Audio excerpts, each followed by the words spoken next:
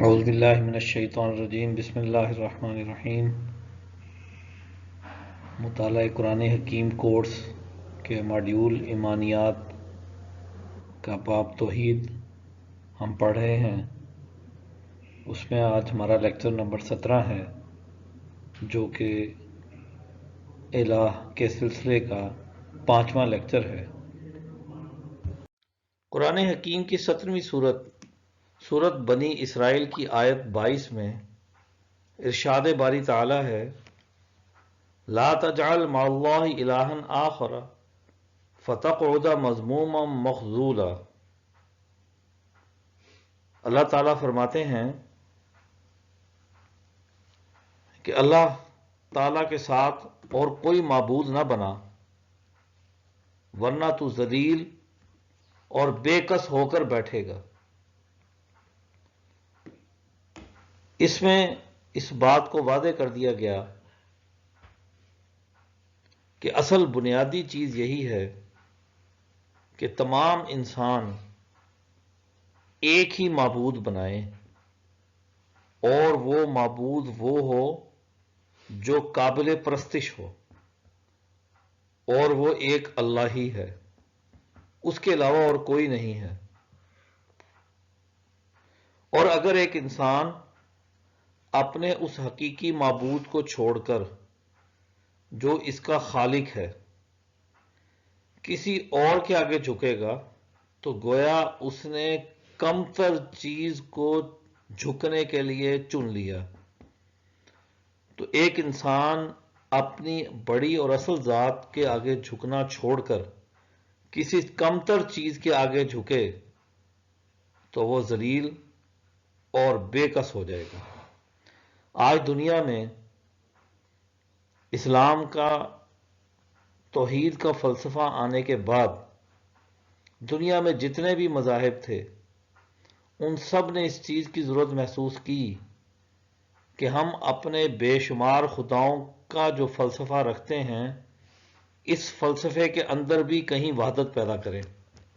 چنانچہ انہوں نے اپنے فلسفوں پر ایک برتر ذات کو مان کر اس کا نام، کسی نے اس کو بھگوان کہا، کسی نے اس کو گاڈ کہا، کسی نے کہا کہ ہمارا جو یہ 3 خداؤں کا عقیدہ ہے بنیادی طور پر یہ ایک ہی خدا کا عقیدہ ہے، اس پر اپنے فلسفے بنائے۔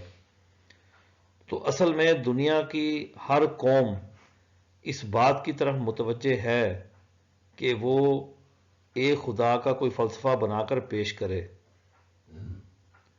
ورنہ اگر ایک خدا سے ہٹتا ہے انسان تو یہ اس کے بعد اس کے پاس راستہ کیا ہے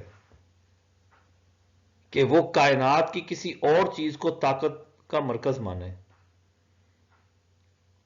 یا اپنے ماحول میں سے کسی چیز کو طاقت کا مرکز مانے۔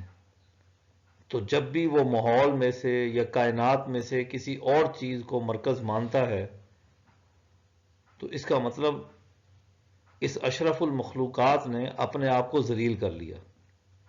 اس کے پاس ذلت کے سوا کوئی اور راستہ نہیں ہے۔ پھر وہ ایک جگہ جھکے گا، پھر اس سے چھوٹی جگہ جھکے گا، پھر اس سے چھوٹی جگہ جھکے گا، اور آخر ذلت کا سامنا کرنا پڑے گا۔ تو اس لیے انسان کا شرف یہ ہے کہ وہ ایک ہی خدا کے آگے جھکے، اور ایک خدا کی بندگی اور اس کے آگے جھکنے کا مطلب یہ ہے کہ اس کے قوانین اور احکامات کے آگے جھکے۔ یہ اس کی حقیقی شکل ہے۔ عقیدے کا ایک اللہ کو ماننے کا عملی اظہار یہی ہے کہ معاشرے میں اللہ کے قوانین کو تسلیم کرے اور اس پر اپنی معاشرت کو استوار کرے۔ قرآن حکیم کی 18ویں سورت الکہف کی آیت 110، جو کہ اس سورت کی آخری آیت ہے، اللہ تعالیٰ فرماتے ہیں، قل انما انا بشر مثلکم یوحی الی انما الہکم الہ واحد فمن کان یرجو لقاء ربہ فلیعمل عملا صالحا ولا یشرک بعبادۃ ربہ احدا۔ اللہ تعالیٰ حضور اکرم صلی اللہ علیہ وسلم سے فرماتے ہیں، قل، کہہ دیجئے، انما انا بشر مثلکم یوحا الی، کہ میں بھی تمہارے جیسا آدمی ہی ہوں، میری طرف وحی کی جاتی ہے۔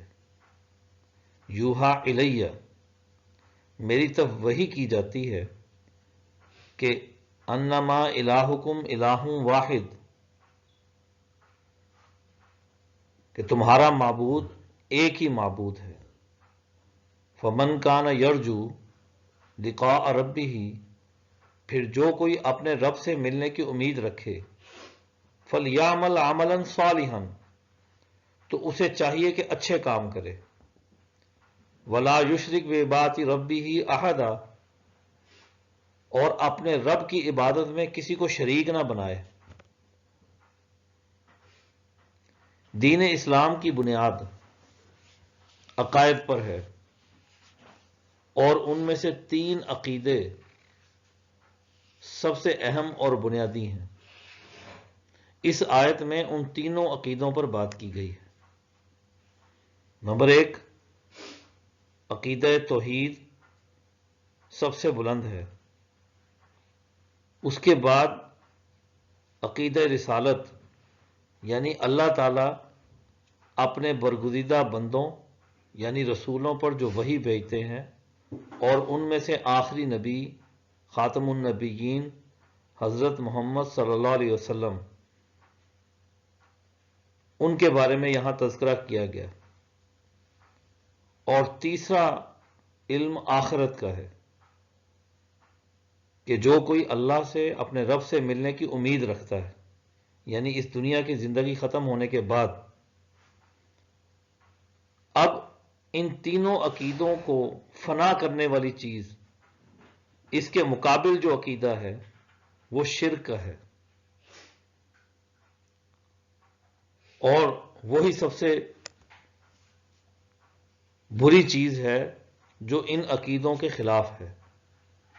اور اس میں سے بھی جو رسالت ہے وہی ہمیں واضح کرتی ہے، وہی ہمیں اللہ کا تعارف کرواتی ہے، وہی ہمیں آخرت کا تعارف کرواتی ہے، اور وہی ہمیں اللہ کے حکموں کا تعارف کرواتی ہے۔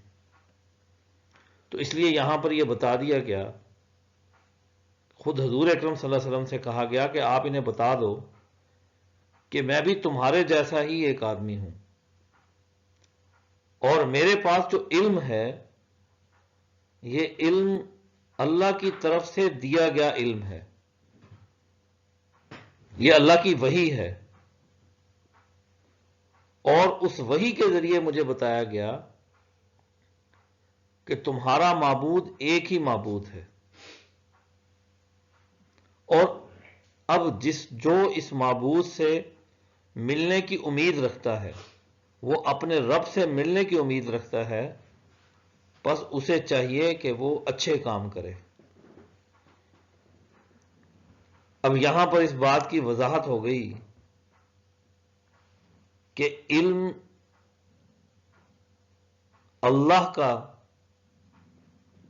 دی ہوئی عطا ہے، جو اس دنیا میں اللہ اپنے خاص بندوں کے ذریعے باقی انسانوں کو دیتا ہے، اور اللہ کا علم ذاتی ہے، اور اس علم کی کوئی انتہا نہیں۔ اس دنیا میں باقی جتنے بھی لوگ ہیں وہ اللہ کی اس علم کی عطا کردہ علم سے فیضیاب ہوتے ہیں، اور وہ علم ان کا اپنا نہیں ہوتا۔ اور دوسری بات یہ کہی، فَلْيَعْمَلْ عَمَلًا صَالِحًا، کہ اب جو کوئی اللہ سے امید رکھتا ہے، اللہ سے تعلق رکھتا ہے، اس کے لیے اسے ضرور چاہیے کہ وہ اچھا عمل کرے۔ اچھا عمل کیا ہے؟ اللہ کے احکامات کو ماننا۔ ظاہری بات ہے کہ جب اللہ کو مان لیا تو پھر اب اگلی بات اس کا اظہار کہاں ہوگا؟ اللہ کے احکامات میں کہ وہ اللہ کے احکامات کو مانے. اگر ایک شخص صرف دعوی توحید رکھتا ہے لیکن اللہ کے احکامات کو نہیں مانتا تو پھر اس کا اظہار کہاں پر ہوا؟ کہیں پر بھی نہیں ہوا. تو ہمارے یہاں شرک ذاتی اور شرک صفاتی سے تو ہر کوئی محفوظ رہتا ہے، اس کا اعلان بھی کرتا ہے. لیکن مسئلہ یہ آتا ہے کہ جب ہماری معاشرت اللہ کے حکموں سے ہٹ کر کھڑی ہوتی ہے، وہ کسی سرمایہ دار، کسی جاگیردار، کسی طاقتور کے اصولوں پر کھڑی ہوتی ہے، تو اس لیے شرک میں اس درجے بھی بچنا چاہیے کہ اللہ کے احکامات پر اپنی معاشرت قائم کرنی چاہیے. اور اس لیے اللہ تعالیٰ نے کہا کہ ولا یشرک، کہ کسی بھی درجے کے اندر اللہ کے ساتھ کسی کو شریک نہ ٹھہراؤ. وہی تمہارا واحد رب ہے جو تمہارا پالن ہار ہے، جو تمہارا خالق ہے، جو تمہارا رازق ہے، جو تمہارا معبود ہے، جو ملک ہے. الہ الناس، ملک الناس، رب الناس. اس نے مختلف مقامات پر اپنا تعارف کروایا. تو اس کے ساتھ کسی درجے کے اندر کسی کا بھی شرک کرنا یہ کسی طور بھی درست نہیں ہے. قرآن حکیم کی 21ویں سورت، سورۃ الانبیاء کی آیت 108 میں ارشاد باری تعالی ہے قل انما یوحی الی انما الہکم الہ واحد فہل انتم مسلمون. اللہ تعالیٰ فرماتے ہیں حضور اکرم صلی اللہ علیہ وسلم سے کہ قل، کہ ان سے کہہ دیجئے انما یوحا الیہ، کہ مجھے تو یہی حکم آیا ہے کہ انما الہکم الہ واحد، کہ تمہارا معبود ایک ہی معبود ہے. فہل انتم مسلمون، پھر کیا اس کے آگے سر جھکاتے ہو؟ کیا تم اس کی حکم برداری کرنے والے ہو؟ اب یہاں پر حضور اکرم صلی اللہ علیہ وسلم کے ذریعے ہمیں بتایا گیا کہ یہ وحی ہمیں ایک اللہ کی طرف متوجہ کرتی ہے، اور اس اللہ کی طرف متوجہ ہونے کا مطلب اس کی فرما برداری ہے. اس کا کوئی اور مطلب نہیں. کہ نماز میں تو اس کی فرما برداری ہو. یہ جو اسلامی بنیادوں پر مسلمانوں کا ایک معاشرہ تشکیل پاتا ہے، وہاں پر عملی نظام کے اعتبار سے اس کی فرما برداری کو چھوڑ دیا جائے. تو سوال یہ ہے، جب ایک اللہ کو معبود ماننا ہے تو پھر اس کے آگے سجدہ ریز ہونا ہے، تو پھر زندگی کے تمام معاملات میں اسی کی فرما برداری کرنی. تو یہاں یہ سوال رکھ کر ہمیں اس چیز پر سوچنے پر متوجہ کیا گیا ہے کہ اللہ کو ایک ماننے والے کیا اس کا حکم بھی مانتے ہیں، اور اس نے جو حق بات کہی اس کے سامنے اپنا سر جھکاتے ہیں، حق بات کے سامنے اپنی گردن ڈال دینے کو تیار ہیں. یہ ایک سوال ہے ہر اس شخص سے جو حضور اکرم صلی اللہ علیہ وسلم پر آنے والی وحی کو مانتا ہے اور اس کی روشنی میں ایک خدا کی پرستش کا دعوے دار ہے، کہ کیا وہ اپنی ذاتی زندگی سے لے کر کل معاشرتی اجتماعی زندگی میں تمام احکامات میں اللہ کی فرما برداری کرتا ہے. اس پر غور کرے، اور اگر نہیں تو ہم سب پر فرض ہے، قرآن پڑھنے والوں پر، کہ ہم جائزہ لیں کہ آخر ہم توحید کے دعوے دار اس فرما برداری سے قاصر کیوں ہے؟ ہماری معاشرت ان اصولوں پر مرتب کیوں نہیں ہے؟